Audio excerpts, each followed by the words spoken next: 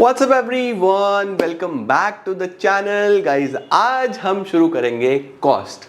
कल प्रोडक्शन खत्म किया था और आज दो पार्ट्स में, एक अभी आएगा ये 7 बजे और इसके बाद अगला 9 बजे। हो सकता है ये 5-10 मिनट थोड़ा सा लेट आ रहा हूँ क्योंकि मैं थोड़ा लेट शूट कर रहा हूँ, मेरी क्लास थी तो थोड़ा सा शायद 5-10 मिनट आगे पीछे हो, बट आज ही हम कॉस्ट को समाप्त करेंगे। तो चलिए जल्दी से शुरू करते हैं और समझते हैं आज की कॉस्ट में क्या क्या है। चलो जल्दी से Let's begin.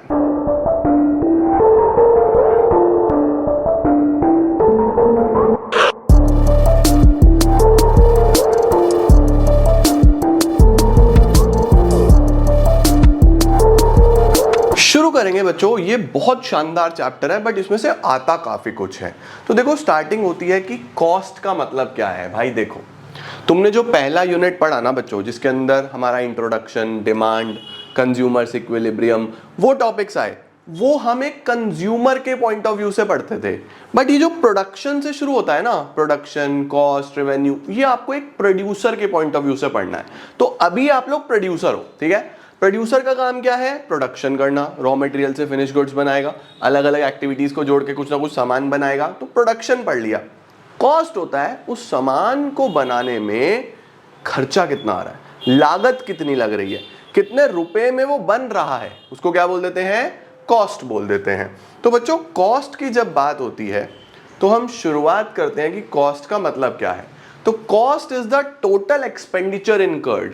कॉस्ट का मतलब टोटल कितना खर्चा आ रहा है इन प्रोड्यूसिंग अ कॉमोडिटी, किसी भी कॉमोडिटी को बनाने में। अब फर्दर ये बाइफरकेटेड होता है एक्सप्लिसिट और इम्प्लिसिट कॉस्ट में।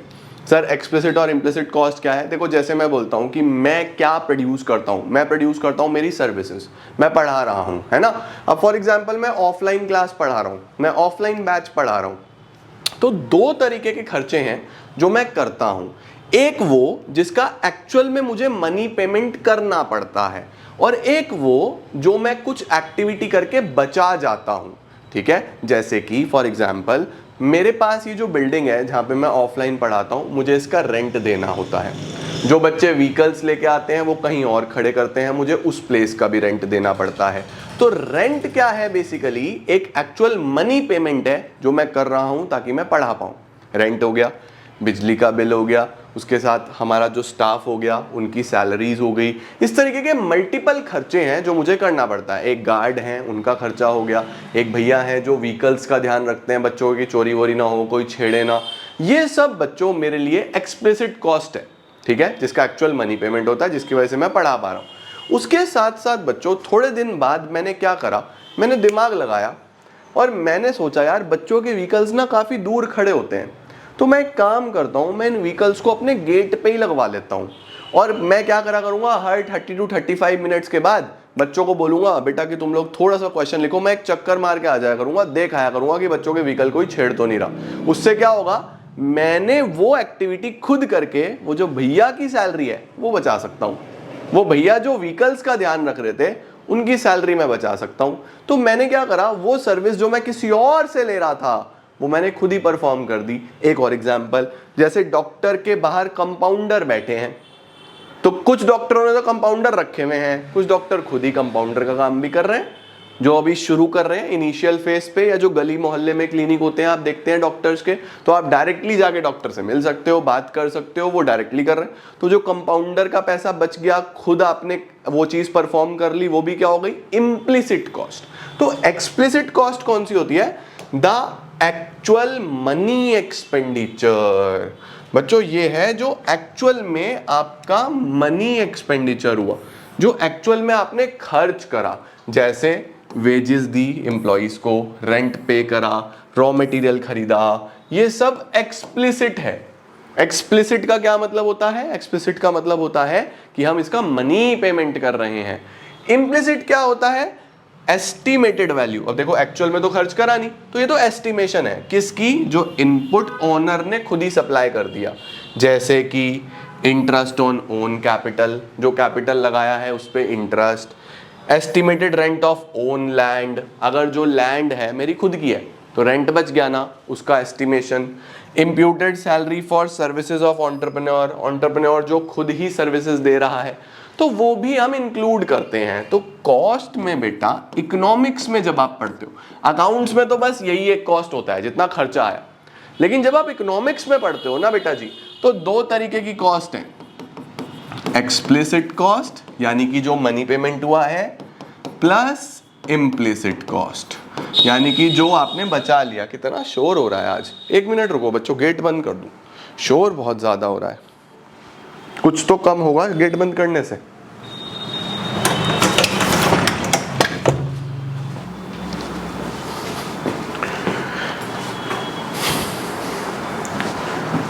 एक तो हम लोग बच्चों ऑन रोड, हमारा ऑफिस है ना, तो शोर बहुत आता है।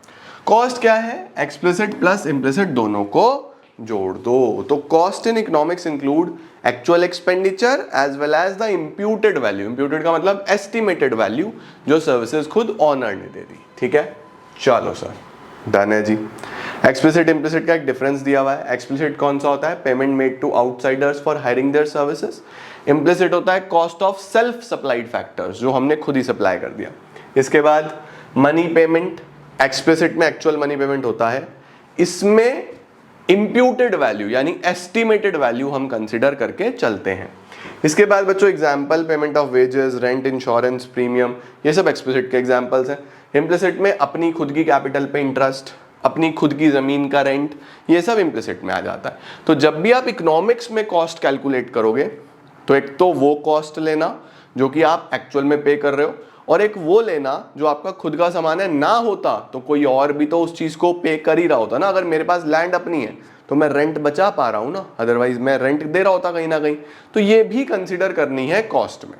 ठीक है बेटा, चलो सर। अब सर कॉस्ट फंक्शन क्या होता है? कॉस्ट फंक्शन बहुत सिंपल है। जैसे प्रोडक्शन फंक्शन आया था, इनपुट से कितना आउटपुट जनरेट हो रहा है, वैसे ही कॉस्ट फंक्शन है। It is the relationship between कितना आउटपुट जनरेट हुआ और उसको बनाने में कितना खर्चा आया। कि जैसे अगर मैं ये शर्ट बना रहा हूं, तो इस शर्ट को बनाने में कितना खर्चा आया और उसके रिलेशन में कितनी शर्ट्स बनी, उसको कॉस्ट फंक्शन बोलेंगे। Cost function is the relation between cost and output. ठीक है, it refers to relationship between cost and output, और इसको इस तरीके से दिखा देते हैं। परफेक्ट, सही है। C stands for cost, F is for functional relationship, Q is for quantity. Perfect sir. अब आ रहा है सर अपॉर्चुनिटी कॉस्ट। ये तो बच्चों हमने चैप्टर नंबर 1 में भी पढ़ा था। हर अच्छी चीज पाने के लिए कोई ना कोई चीज आप सेक्रीफाइस करते हो, राइट? मुझे अगर YouTube पे पढ़ाना है तो मैंने अपनी स्कूल की जो जॉब थी वो सेक्रीफाइस करी, क्योंकि मुझे टाइम चाहिए था। तो मैंने कहा यार अब मैं स्कूल में नहीं पढ़ाऊंगा, YouTube पे पढ़ाऊंगा, ये एक बेटर ऑप्शन है, इसमें मैं ज़्यादा दूर तक बच्चों को पढ़ा सकता हूँ।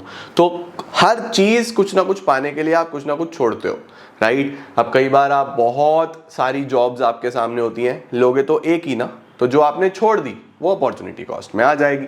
तो क्या है opportunity cost? It is the cost of next best alternative foregone. ये वो कॉस्ट है जो अगला बेस्ट ऑल्टरनेटिव आपने छोड़ दिया। It is the cost of next best alternative foregone, इसको अपॉर्चुनिटी कॉस्ट बोल देते हैं। अब हमारे पास बच्चों शॉर्ट रन में दो प्रकार की कॉस्ट होती हैं, कुछ फिक्स्ड होती हैं, कुछ वेरिएबल हो जाती हैं। आ जाओ मैं आपको शॉर्ट रन कॉस्ट के बारे में थोड़ा सा बता दूं। हमारे पास हैं शॉर्ट रन कॉस्ट्स। तो शॉर्ट रन कॉस्ट्स कौन कौन सी होती हैं? कुछ होती हैं फिक्स्ड कॉस्ट्स, कुछ होती हैं variable costs. Fixed costs and variable costs. Sir fixed cost कौन सी होती हैं? फिक्स्ड होती हैं बच्चों जो आउटपुट के साथ चेंज नहीं होती, जो आउटपुट के साथ बिल्कुल सेम रहती हैं। जैसे इस बिल्डिंग में मैं चाहे एक बच्चा पढ़ाऊँ, चाहे 2 पढ़ाऊँ, चाहे 20 पढ़ाऊँ, चाहे 50 पढ़ाऊँ, रेंट मुझे इसका फिक्स्ड देना है, उसको मैं क्या बोल देता हूँ? Fixed cost. उसको मैं क्या बोलता हूँ बच्चों? Fixed cost. बट जो इलेक्ट्रिसिटी है, अगर मैं ज़्यादा यूज़ करूँगा, 4 घंटे 5 घंटे 6 घंटे रोज़ पढ़ाऊँगा तो उस हिसाब से बिल आएगा, मैं 2 घंटे रोज़ पढ़ाऊँगा तो उस हिसाब से बिल आएगा। यानी ये आउटपुट के साथ वेरी करती है, इसको क्या बोल देते हैं हम? Variable cost, right? तो जो कॉस्ट बच्चों आउटपुट से उसको कोई लेना देना ही नहीं है, वो फिक्स्ड है, उसको बोलते हैं फिक्स्ड कॉस्ट। जो आउटपुट के हिसाब से चेंज होगा वो वेरिएबल है। अब जैसे फॉर एग्जांपल फ्यूल, आप सोचो जितनी गाड़ी चलाओगे उतना तेल लगेगा, कम चलाओगे कम, ज्यादा लगाओगे ज्यादा, वेरिएबल हो गया। सीधी सीधी बात है या नहीं है? वहीं पे रेंट हो गया और इस तरीके की चीजें जो बिल्कुल फिक्स्ड, आपको एक ही बारी में फिक्स्ड रखनी है, वो पे करनी ही करनी है, राइट? वो सारी फिक्स कॉस्ट में आ जाती है। आ जाओ चेक करते हैं क्या लिखा है। देखो लिखा है शॉर्ट रन में there are some factors which are fixed while other are variable. इसी तरीके से कॉस्ट भी दो तरीके की होती है, फिक्स्ड कॉस्ट और वेरिएबल कॉस्ट। अगर मैं प्रोडक्शन करते टाइम फिक्स्ड और वेरिएबल को जोड़ दूं तो उसको हम टोटल कॉस्ट बोल देते हैं। इसका मतलब total cost is the sum total of fixed cost और वेरिएबल कॉस्ट, ऐसा भी बोल सकते हैं, राइट? चलो सर आ जाओ, अब मैं थोड़ा सा आपको पढ़ाना चालू करता हूं। देखो बच्चों, सबसे पहले कॉस्ट्स में तीन प्रकार की कॉस्ट ले लो। पहले तो आप ये समझ गए कि कॉस्ट में अगर आपको टोटल कॉस्ट निकालनी है तो आपको फिक्स्ड कॉस्ट और वेरिएबल कॉस्ट को जोड़ना पड़ेगा, राइट? अब एक चीज और है, कॉस्ट में भी हमारे पास एक होंगी टोटल कॉस्ट, एक होगी एवरेज कॉस्ट और एक होगी मार्जिनल कॉस्ट्स। एक होगी बच्चों टोटल कॉस्ट, एक होगी एवरेज कॉस्ट, एक होगी मार्जिनल कॉस्ट। जैसे यूटिलिटी में पढ़ा था, total utility, average utility, marginal utility. Production में पढ़ा total product, average product, marginal product. Cost में आ रहा है total cost, average cost, marginal cost. Sir total cost क्या होगा? टोटल कॉस्ट होगा बच्चों किसी भी सामान को बनाने में जो टोटल खर्चा आया, which includes fixed cost plus variable cost, उसको मैं टोटल कॉस्ट बोलूँगा। एवरेज कॉस्ट क्या होगा सर? एवरेज कॉस्ट होगा बच्चों per unit cost of production, कि अगर 10 यूनिट बनाने में 100 रुपए का खर्चा आया तो एक में कितना? 10। इसको बोल दूंगा एवरेज कॉस्ट। एवरेज कॉस्ट का सीधा सीधा फॉर्मूला होता है टोटल कॉस्ट अपॉन क्वांटिटी। और मार्जिनल क्या है? वही एडिशनल कितना खर्चा आ रहा है, एडिशनल कॉस्ट कितना है, कि अगर 10 यूनिट 100 में बन रहे हैं, 11 105 में बन रहे हैं, तो एडिशनल खर्चा कितना आया? 5 रुपए का, उसको बोल देते हैं मार्जिनल कॉस्ट। मार्जिनल कॉस्ट का क्या फॉर्मूला होता है? Delta TC divided by delta Q, या फिर टीसीएन माइनस टीसीएन माइनस 1। नीचे वाले में से ऊपर वाला कॉस्ट माइनस कर दो तो आपके पास मार्जिनल कॉस्ट आ जाएगा। तो मार्जिनल कॉस्ट आ गया, एवरेज कॉस्ट आ गया, टोटल कॉस्ट आ गया। अब इन्हें डिटेल में पढ़ेंगे, पूरा डिटेल में पढ़ेंगे अच्छे से। पहले इसको नोट कर लो जल्दी से, पूरा डिटेल में अच्छे से पढ़ेंगे बच्चों। आ जाओ सर, आइए सर अब पढ़ना चालू करते हैं, ठीक है? सबसे पहले टोटल कॉस्ट हेडिंग डाल दो। टोटल कॉस्ट, टोटल कॉस्ट में total fix cost, total variable cost, और दोनों को जोड़ दो तो टोटल कॉस्ट बन ही जाएगा, है ना? आओ जरा आपको सबसे पहले ये दिखाता हूं। सबसे पहले आ रहा है total fixed cost. Total fixed cost का क्या मतलब होता है बच्चों? टोटल फिक्स्ड कॉस्ट का मतलब होता है कि वो खर्चा जिसमें आप कितना ही आउटपुट ऊपर नीचे कर लो वो फिक्स्ड रहेगा। जैसे देखो 0 यूनिट बना रहा हूं तब भी 12 रुपए का खर्चा आ रहा है, 1 यूनिट बनाया तो भी 12, 2 बनाया तो भी 12, 3 बनाया तो भी 12, 4 बनाया तो भी 12। कितना ही खर्चा करते रहो, कितने ही यूनिट्स बनाते रहो, एक कॉस्ट तो सेम रहने वाली है, दैट इज फिक्स्ड कॉस्ट। उसका नाम ही फिक्स्ड है। सर इसके एग्जांपल्स क्या हो सकते हैं? देखो जैसे एग्जांपल्स क्या लिखा हुआ है, सबसे पहले fixed cost refers to the cost, fixed cost refers to the cost which do not vary. Vary का मतलब है बच्चों चेंज, जो चेंज नहीं होगा with the level of output. जैसे इंटरेस्ट ऑन लोन, लोन पे आपको इंटरेस्ट देना है तो देना है। रेंट हो गया बिल्डिंग का, सैलरी हो गई परमानेंट स्टाफ की, इंश्योरेंस हो गया। ये खर्चे बच्चों करने हैं तो करने हैं, आप इनसे भाग नहीं सकते। आप ये नहीं बोल सकते मेरी तो फैक्ट्री नहीं खुली, मैं कैसे पे करूंगा, मैं तो बहुत परेशानी में हूं, मैं कैसे पे करूंगा।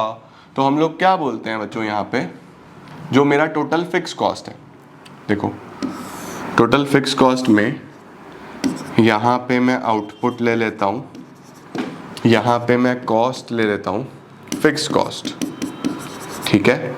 आउटपुट 1 2 3 4 5 6। अब ये हम 10-10 का ले लेते हैं, 10 20 30 40। तो देखो फिक्स्ड क्या लिया मैंने? प्रोडक्शन करो या ना करो, 0 पे भी खर्चा 12 रुपए का, 1 पे भी खर्चा 12 का, 2 पे भी खर्चा 12, 3 पे भी खर्चा 12, 4 पे भी खर्चा 12, 5 पे भी खर्चा 12, चलता रहेगा। इसको बोलते हैं हम टोटल फिक्स्ड कॉस्ट। कि भैया प्रोडक्शन चाहे 1 यूनिट का हो, चाहे 2 यूनिट का हो, चाहे 3 का हो, चाहे 4 का हो, चाहे 5 का हो, इस कॉस्ट को फर्क नहीं पड़ता, इसको बोल देते हैं हम टोटल फिक्स्ड कॉस्ट।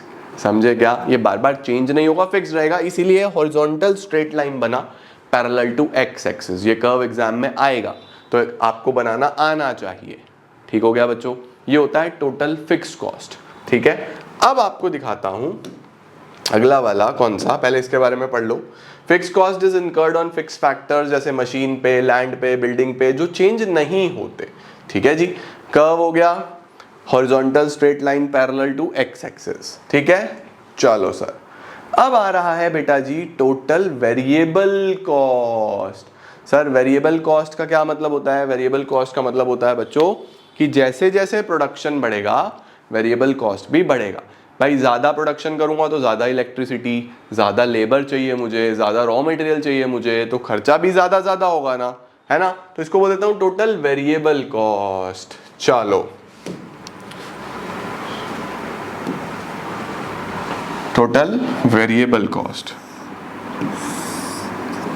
आओ सर।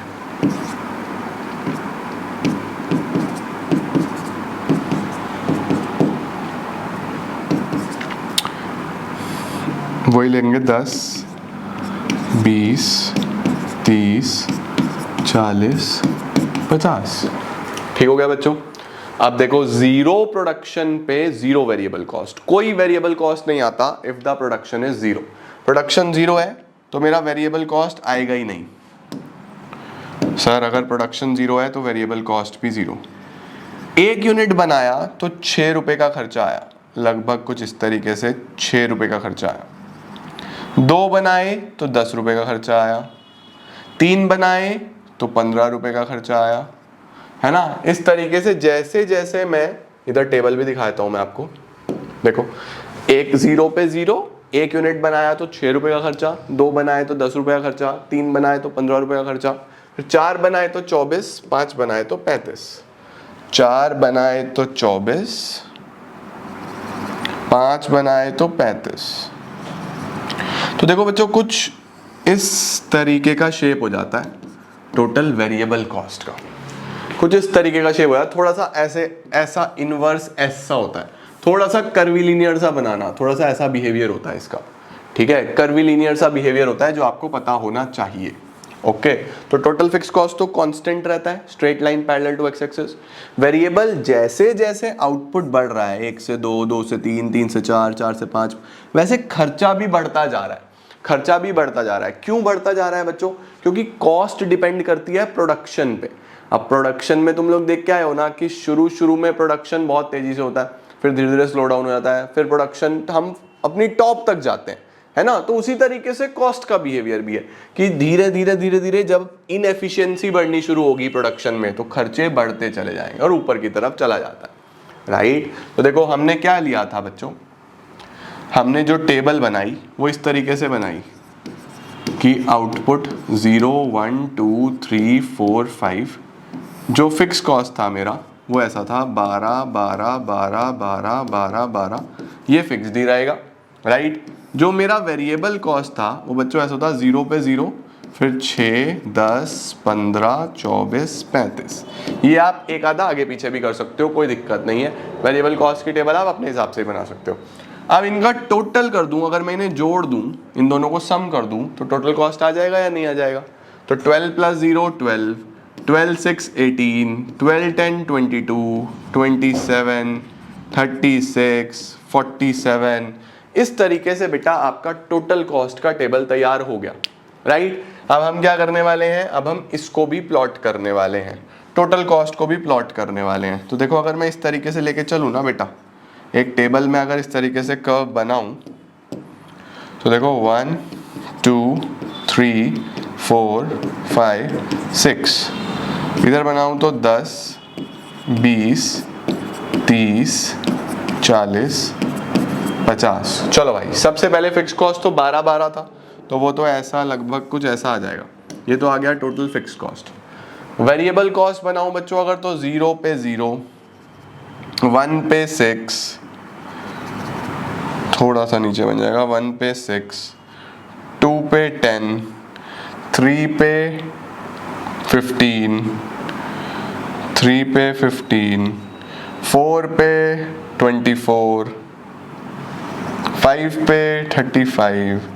तो कुछ इस तरीके से टोटल वेरिएबल कॉस्ट बन गया, राइट। अब हम इन दोनों को जोड़ते हैं तो कौन सा कॉस्ट बन जाता है, टोटल कॉस्ट। तो टोटल कॉस्ट सबसे पहले 12 से ही शुरू होगा, तो यहाँ से शुरू होगा 12, 0 पे 12, 1 पे 18, 1 पे 18 यानी लगभग यहाँ, 2 पे 22, 2 पे 22 यानी लगभग यहाँ, 3 पे 27, 3 पे 27 यानी लगभग यहाँ, 4 पे 36, 36 यानी लगभग यहाँ। आपके पास एग्जैक्टली स्केल कॉपी बहुत विजिबल है तो आप वहाँ से बनाना है एग्जैक्टली रख के। 5 पे 47, 5 पे 47 यानी लगभग यहाँ, राइट। तो देखो ये भी इसी तरीके से इसके लगभग पैरेलल बन रहा है ना। तो टोटल फिक्स कॉस्ट कैसा होता है, ऐसा horizontal straight line parallel to X axis. फिर टोटल वेरिएबल कॉस्ट थोड़ा सा इस तरीके से, टोटल कॉस्ट भी इस तरीके से इसके बिल्कुल पैरेलल बनता है, सही है। तो इस तरीके से बच्चों जी 3 हमारी कॉस्ट तैयार हो जाती हैं। सबसे पहला कौन सा आया, टोटल फिक्स कॉस्ट, वो कुछ इस तरीके से होता है। नीचे आउटपुट, इधर फिक्स कॉस्ट लेना, इसमें नीचे आउटपुट, इधर वेरिएबल कॉस्ट लेना, इसमें नीचे आउटपुट और इधर टोटल कॉस्ट लेना, ठीक है। तो देखो इस तरीके से हमारे पास जब फिक्स कॉस्ट बनाना है तो ये वाला टेबल ले लेना, जब वेरिएबल कॉस्ट बनाना है तो फिक्स को छोड़ देना, ये वाला टोटल टेबल ले लेना, जब टोटल बनाना है तो कंप्लीट टेबल ले लेना। यहां पे बच्चों हमारी टोटल कॉस्ट कंप्लीट हो जाती हैं, राइट। देखो टोटल वेरिएबल कॉस्ट हो गई। अच्छा, टोटल वेरिएबल कॉस्ट के बारे में क्या लिखा हुआ है, TVC curve is inverse S. मैंने बोला ना थोड़ा इस तरीके से उल्टा एस है, क्यों, क्योंकि शुरू में थोड़ा धीरे धीरे बढ़ता है, फिर थोड़ा सा कांस्टेंट हो जाता है और फिर बहुत तेजी से बढ़ने लगता है, राइट। तो वेरिएबल कॉस्ट को हम इनवर्स एस बोलते हैं। देखो लिखा हुआ है, variable cost refers to those cost which vary directly, जो आउटपुट के साथ चेंज होते हैं बच्चों। आउटपुट बढ़ेगा तो खर्चा भी बढ़ेगा, है ना, जैसे raw material, fuel, power, wages, इस तरीके की चीजें, राइट। टीवीसी का कैसा शेप होता है, टीवीसी का जो शेप होता है बच्चों वो इनवर्सली एस शेप होता है, क्योंकि ये शुरू में थोड़ा धीरे धीरे बढ़ता है और फिर बहुत तेजी से बढ़ता है। देखो लिखा हुआ है, initially TVC increases at decreasing rate. जो वेरिएबल कॉस्ट है शुरू में धीरे धीरे बढ़ता है। धीरे धीरे क्यों बढ़ता है, क्योंकि अच्छा यूटिलाइजेशन हो रहा होता है, फिक्स्ड और वेरिएबल फैक्टर बढ़िया चल रहे होते हैं। उसके बाद फिर बहुत तेजी से बढ़ता है क्योंकि एफिशिएंसी खराब होती है। लास्ट चैप्टर में पढ़ा ना, एफिशिएंसी खराब हो जाती है फिक्स्ड और वेरिएबल फैक्टर्स की, ठीक है। इसका भी स्क्रीनशॉट ले लो, ये भी बहुत इंपॉर्टेंट टॉपिक है। Then how to differentiate a cost between fixed and variable, कैसे हम चेक करें कि वो फिक्स्ड है या वेरिएबल है। तो बच्चों सीधी सीधी सी बात है, जो आउटपुट के साथ चेंज नहीं हो रहा वो फिक्स्ड है और जो आउटपुट के साथ चेंज हो रहा है वो वेरिएबल है। आप उसका नेचर देख के अंदाजा लगा सकते हो, ठीक है ना। परफेक्ट सर, इतना इंपॉर्टेंट नहीं है, बस वैसे ही है। अच्छा जी, एक डिफरेंस आ गया देखो वेरिएबल कॉस्ट और फिक्स कॉस्ट में। क्या दिया हुआ है, आ जाओ। सबसे पहले मीनिंग, मीनिंग में क्या दिया हुआ है, variable cost are the cost which change with the level of output. Vary का मतलब जो आउटपुट के साथ चेंज होंगी। फिक्स कॉस्ट कौन सी है, which do not change with the level of output, वो फिक्स्ड ही रहने वाली है। टाइम पीरियड, ये चेंज होती हैं, ये चेंज नहीं होती। उसके बाद जीरो आउटपुट पे अगर मैं कुछ बना ही नहीं रहा तो क्या मेरा तेल खुद ही लगता रहेगा, क्या फ्यूल खुद ही लगता रहेगा, क्या नहीं। It is zero when output is zero. Fix cost कभी जीरो नहीं होता, सावधान India point. Fixed can never be zero, fix cost कभी जीरो नहीं होता, इसीलिए वो कर्व में भी जीरो से शुरू नहीं हुआ बच्चों। देखा ना, फिक्स कॉस्ट का कर्व कहां से शुरू हुआ, ऊपर से, यहां से जीरो से शुरू नहीं हुआ। वेरिएबल यहां से शुरू हुआ, जीरो से शुरू हुआ, है ना। आगे फैक्टर्स ऑफ प्रोडक्शन, ये वेरिएबल फैक्टर पे खर्चा आता है, ये फिक्स फैक्टर्स पे खर्चा आता है। उसके बाद शेप कैसा होता है, इसका इनवर्स एस होता है, इसका horizontal straight line parallel to X axis. फिर एग्जांपल लिख देना, कैजुअल लेबर की वेजेस, परमानेंट स्टाफ की सैलरी, इस तरीके की चीज़। ठीक है, इसका भी स्क्रीनशॉट ले लेंगे बेटा जी। Perfect sir. टोटल कॉस्ट मैं आपको ऑलरेडी बता चुका हूं। टोटल कॉस्ट क्या है, अगर हम दोनों को जोड़ दें, it is the total expenditure incurred by the firm, firm का जितना भी टोटल खर्चा आया। सिंपली दोनों को जोड़ूं तो fix cost plus variable cost. ले लो जी, इसका भी स्क्रीनशॉट ले लो बेटा जी। Done sir. अब ये टेबल और कर्व मैं आपको ऑलरेडी दिखा चुका हूं। टेबल और कर्व मैं आपको ऑलरेडी दिखा चुका हूं। यही टेबल बनाया था हम लोगों ने, कर्व में यही कर्व बनाया था। देखो क्या लिखा हुआ है, TC curve is also inversely S shaped. TC भी इनवर्सली एस शेप्ड है। क्यों सर? क्योंकि वो शेप अपनी टीवीसी से ही लेता है। भाई फिक्स तो फिक्स्ड है ना, इससे तो कोई मतलब नहीं है। तो टीवीसी से ही उसकी शेप डिसाइड होती है, वो बढ़ेगा तो वो भी बढ़ेगा, है ना। आगे लिखा हुआ है टीसी इक्वल टू टीएफसी होता है at zero level of output. Very important, very very important. बोल रहा है कि जीरो लेवल पे, देखो जीरो लेवल पे यानी इस लेवल पे टीएफसी 12 है, टीवीसी 0 है और टीसीबी 12 है। तो देखो क्या मैं बोल सकता हूं, टीएफसी और टीसी दोनों बराबर है। TC is equal to TFC at zero output. तो ये एमसीक्यू में या फिल इन द ब्लैंक्स में या इस तरीके का सवाल आता है। जीरो लेवल पे बताओ क्या टीएफसी और टीसी इक्वल होते हैं? हाँ जी, बिल्कुल इक्वल होते हैं। क्यों इक्वल होते हैं? क्योंकि वेरिएबल कॉस्ट जीरो होता है। ठीक है, आगे लिखा हुआ है टीसी और टीवीसी कर्व एक दूसरे के पैरेलल होते हैं। टीसी और टीवीसी ये दोनों एक दूसरे के पैरेलल होते हैं। नहीं, ये नहीं, ये दोनों एक दूसरे के पैरेलल होते हैं, टीसी और टीवीसी। देखो ये देखो, ये दोनों एक दूसरे के पैरेलल हैं। इन दोनों के बीच में जो डिस्टेंस है वो सेम है। ऐसा क्यों सर? टीसी और टीवीसी एक दूसरे के पैरेलल क्यों हैं? Why are they parallel? ये पैरेलल इसीलिए हैं बच्चों क्योंकि टीसी और टीवीसी के बीच का डिस्टेंस हमेशा फिक्स्ड कॉस्ट को रिप्रेजेंट करता है। इन दोनों के बीच में हमेशा फिक्स्ड कॉस्ट है और वो हमेशा सेम है। देखो 12 12 12 12, इनका डिफरेंस करो। 12 minus 0 12, 18 minus 6 12, 22 minus 10 12, 27 minus 15 12, 36 minus 24 12, 47 minus 35 12। तो बच्चों ये 12 12 12 12 फिक्स्ड ही रहता है, राइट? ये चेंज नहीं होता, इसीलिए दोनों हमेशा पैरेलल रहते हैं। क्या बात है सर, बहुत बढ़िया, बहुत बहुत बढ़िया। यही इनके रिलेशनशिप में भी हम लिख देते हैं। तो अगर एग्जाम में इनका रिलेशनशिप आए तो मैं आपको बता भी देता हूं कि रिलेशनशिप कैसे लिखनी है। एग्जाम में आपको अगर रिलेशनशिप आ जाए, अगर एग्जाम में आए relationship between TC, TVC and TFC, तो सबसे पहले बच्चों कर्व बनाओगे फ्री हैंड, टेबल की जरूरत नहीं है। अपनी कॉपी में इस तरफ राइट साइड में कर्व बना देना। इसको बोलना टीएफसी, इसको बोलना टीवीसी और इसको बोलना टीसी। बिल्कुल ऐसे फ्री हैंड बना देना, कोई दिक्कत नहीं है। ये आउटपुट हो गया, ये टीसी, टीएफसी और टीवीसी हो गया। अब जब भी आपको रिलेशनशिप लिखना होता है तो नंबर 1 सबसे पहले शेप के बारे में डिफाइन करा करो। शेप से भी पहले ये लिखो, output is taken on X axis, cost are taken on Y axis. सबसे पहले पॉइंट में तो ये दिखाओ टीचर को कि आपने कहां पे कौन सी चीज लिया है, ये सबसे इंपॉर्टेंट है। आउटपुट एक्स पे लिया, कॉस्ट वाई पे लिया। 2 नंबर पे क्या बताओ? शेप बताओ। तीनों कर्व की शेप बताओ कि सर टीएफसी कैसा है, horizontal straight line parallel to X axis. TC और टीवीसी कैसे हैं? Inversely S shaped. ठीक है, उसके बाद बच्चों इनसे रिलेट करके आप जो भी चीजें बता सकते हो बताओ। जैसे कि हम क्या बोलेंगे, at zero level of output, zero level of output पे टोटल फिक्स्ड कॉस्ट और टोटल कॉस्ट बराबर होते हैं।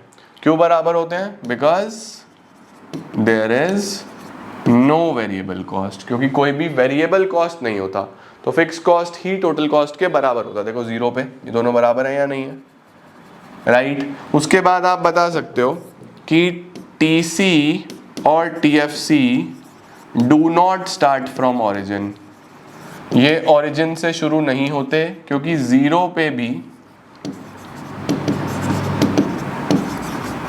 क्योंकि 0 पे भी इनकी वैल्यू रहती है, राइट। फिर आप बता सकते हो इन दोनों के बीच का डिस्टेंस हमेशा पैरेलल रहता है, क्योंकि इसके बीच में TFC होता है जो हमेशा सेम रहता है, ये बता सकते हो, राइट। इस तरीके से आप बता सकते हो कि TC और TFC के बीच का डिस्टेंस बढ़ता रहता है। TC और TFC के बीच का डिस्टेंस देखो बढ़ता जा रहा है, बढ़ता जा रहा है, बढ़ता जा रहा है, बढ़ता जा रहा है, बढ़ता जा रहा है। क्यों बढ़ता जा रहा है? क्योंकि इन दोनों के बीच में TVC है, आउटपुट जैसे जैसे बढ़ता है वो भी बढ़ता चला जाता है। तो इस तरीके से बच्चों 5-6 पॉइंट्स आप बड़े आसानी से स्क्रीनशॉट ले लो। पहले मैंने यहाँ पे डिस्टेंस बताया, distance between TC and TVC same रहने वाला है।